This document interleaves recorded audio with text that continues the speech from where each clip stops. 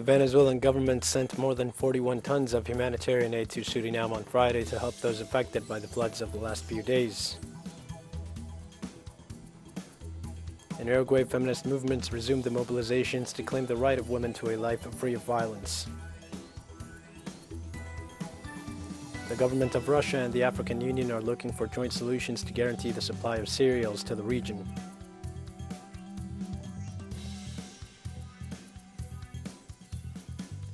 Hi, this is From the South. I am your news anchor, Dio Martin, from the teleSUR studios in Havana. We begin with the news. The Venezuelan government sent more than 41 tons of humanitarian aid to Surinam Friday to help those affected by the floods of the last few days. The Minister of Foreign Affairs, Carlos Farias, informed that this humanitarian aid includes medical supplies, drinking water, and food that will be transported by the Simón Bolívar Humanitarian Task Force following orders from President Nicolás Maduro. The foreign minister also explained that a technical team made up of emergency experts, civil protection, and disaster management officials was sent to carry out an assessment of the damage caused by the heavy flooding in the Caribbean nation. Farias also highlighted the Bolivarian government's solidarity actions in the face of emergency situations in Latin America and the Caribbean.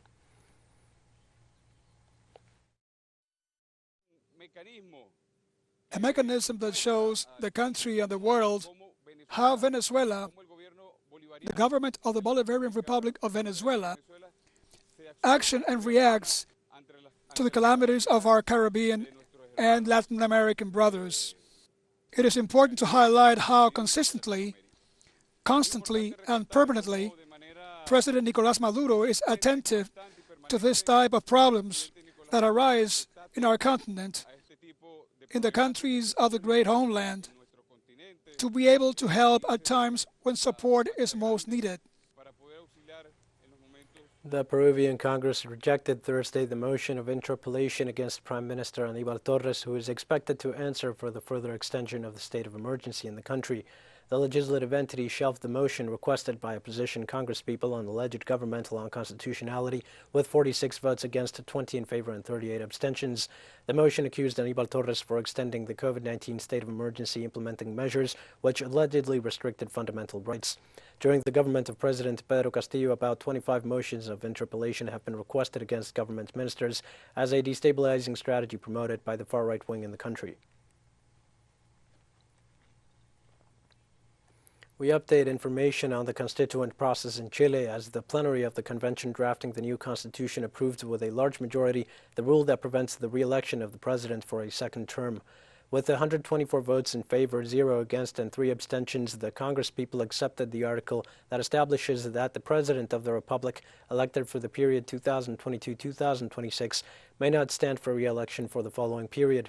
This also provides that he shall continue in office with the constitutional powers for which he was elected. This had been one of the most controversial articles in Chilean society, as re-election is not contemplated in the constitution still in force, drafted in 1980 during the military dictatorship of Augusto Pinochet.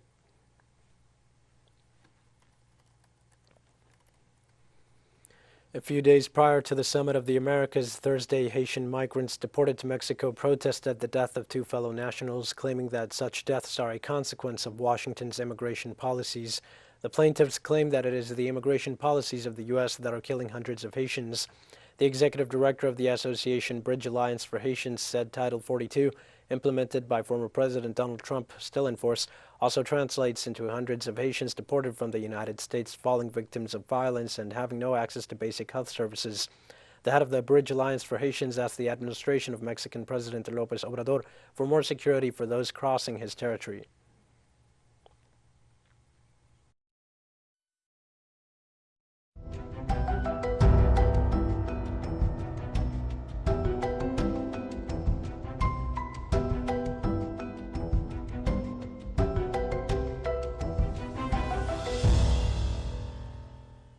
In Brazil and the state of Pernambuco, recent floods killed 128 people. According to local authorities, the bodies of victims were recovered in the metropolitan area of Recife.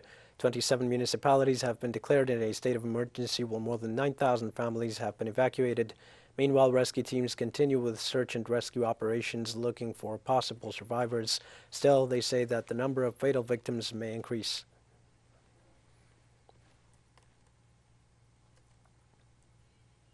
teleSUR expands its signal with new satellite parameters since more than ever the world is connecting to the media and our stories are being heard in further away nations.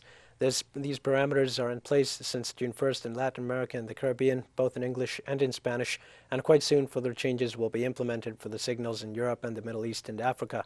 This new multi-platform will continue providing truthful content to oppose the hegemonic media's narrative, and our faithfulness to our audience remains the same.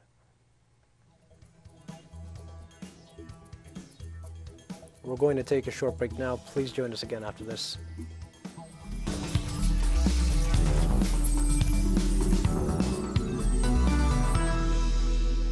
Hi, and welcome back to From the South. Feminist movements resumed rallies in Uruguay to vindicate the rights of women and dissidents to a life free of violence. Activists called for demonstrations and rallies across the country under the slogan, "Not One Less."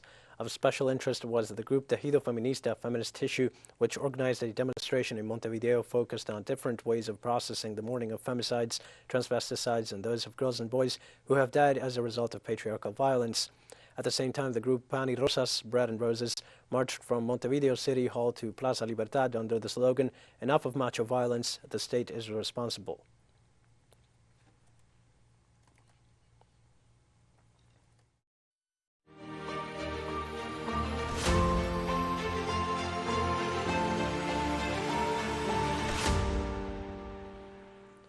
The Russian government and the African Union are seeking joint solutions to ensure grain supplies to the region. After a meeting with President Vladimir Putin in Sochi, his Senegalese counterpart and also leader of the African Union, Macky Sall, called for the lifting of all sanctions imposed against Russian grain.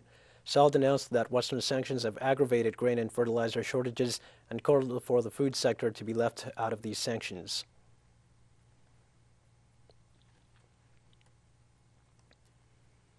Russia's President Vladimir Putin says Moscow is willing to guarantee safe passage to Ukrainian ports for ships carrying Ukrainian wheat for export after Moscow's special operation in Ukraine raised fears of a global food crisis. Quite welcome to export wheat via seaports under Ukrainian control. First of all, the Black Sea ports, Odessa and the nearby ports. We didn't mind the Ukrainian ports. It was Ukraine. I have told our colleagues many times, let them clear the mines so that the ships loaded with wheat can leave these ports. We will guarantee their safe passage with no problems. The most simple, the easiest, the cheapest way would be to export via Belarus. From there, one can go to Baltic ports, then to the Baltic Sea, and then anywhere in the world, but then you need to lift sanctions against Belarus. In the same context, African Union head Macky Sall said he was reassured after talks in Russia with President Vladimir Putin on food shortages caused by the conflict in Ukraine. We leave here very reassured and very happy with our exchanges. Now all is not yet done. We must continue discussions with the other parties so that the trade resumes immediately.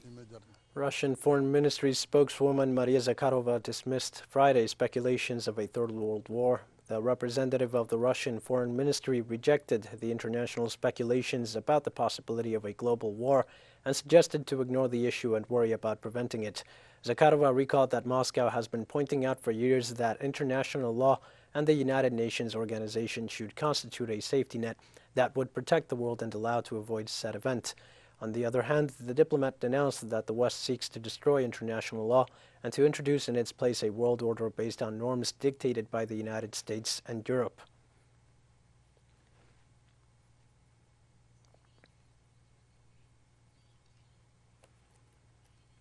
The Territorial Defense of the Donetsk People's Republic reported that an explosion on a beach in the Ukrainian city of Mariupol left at least 2 dead. The Donetsk authorities said the explosion occurred on the shores of the Sea of Azov, dozens of meters from the beach of Mariupol, near the Azovstal steel plant. The victims were an adult and a child who accidentally detonated a mine planted on the beach. On March 19th, the Russian Federal Security Service accused the Ukrainian military of laying at least 420 drifting mines in several of the country's ports and nearby waters, while the Russian military forces carried out demining work on land and sea to prevent further explosions.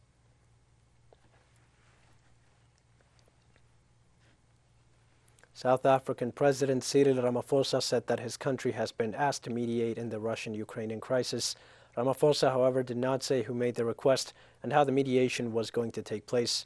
Russia and Ukraine, on the other hand, have not yet made any official communication to confirm the mediation process by South Africa. Ramaphosa said in a tweet that he had wanted to gain an understanding of the situation that was unfolding between Moscow and Kiev. In a statement, the Kremlin said the leaders had exchanged congratulatory messages on the 30th anniversary of diplomatic relations between Russia and South Africa.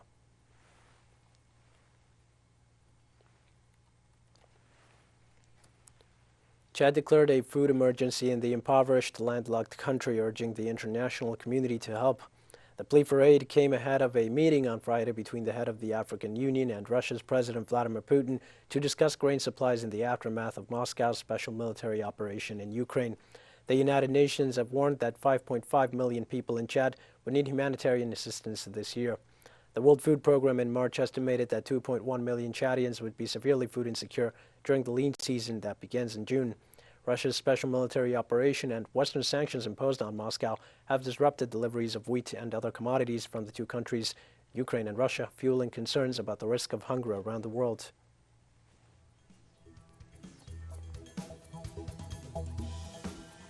We have more news coming up after a final short break. Please stay with us.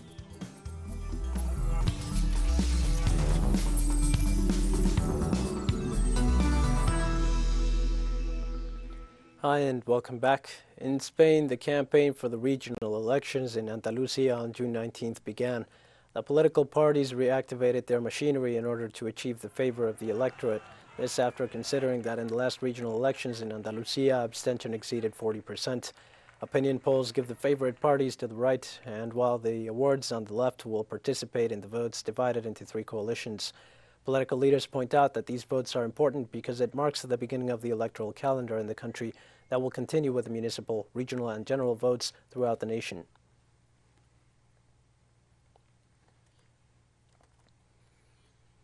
In southern Germany, near a Bavarian alpine resort, a local train derailed Friday, killing at least 4 people and injuring dozens. The region where the accident occurred was gearing up to host the G7 summit late June. The accident took place in a resort town in the Burgring district.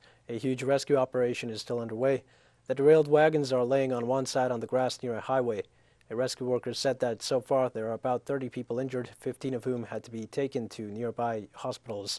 The four fatalities were declared on the scene. The cause of the accident is still unknown.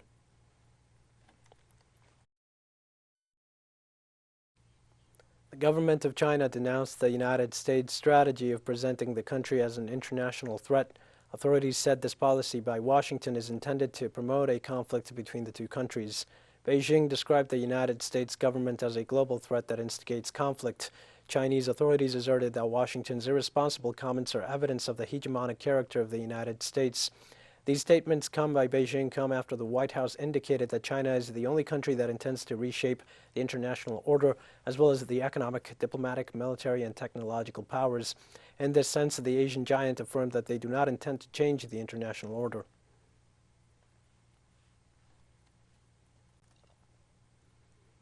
In Turkey, the National Statistics Institute revealed that annual inflation recorded a growth of 73.5%, the highest figure in 20 years. According to published reports, prices in the transportation sector grew 107.6%, while food and non-alcoholic beverages obtained 91.6% more expensive rates, leading the general rise.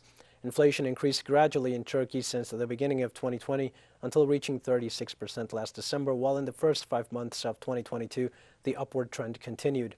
In contrast, the Turkish central bank forecasts a downward trend in the low, with a forecast of 42.8% for 2022, while in 2023 it will be of 12.9%. Egypt displayed a group of ancient artifacts dating back more than 2,000 years, which the country's Ministry of Tourism and Antiquities recently unearthed at Saqqara Necropolis near Cairo. The Saqqara Necropolis, a large-scale ancient cemetery that is rich in monuments in Giza, revealed of its hidden treasures as 250 mummies were found lying inside beautifully painted coffins at the burial area, along with dozens of pieces including cosmetics and women's accessories. But more impressive are the bronze statues, which could date back to the era of around 500 to 600 BC. The Natural Cultural Mission, led by Mustafa Waziri, Secretary General of the Supreme Council of Antiquities, has been working on this site since 2018 with a number of exceptional discoveries since then.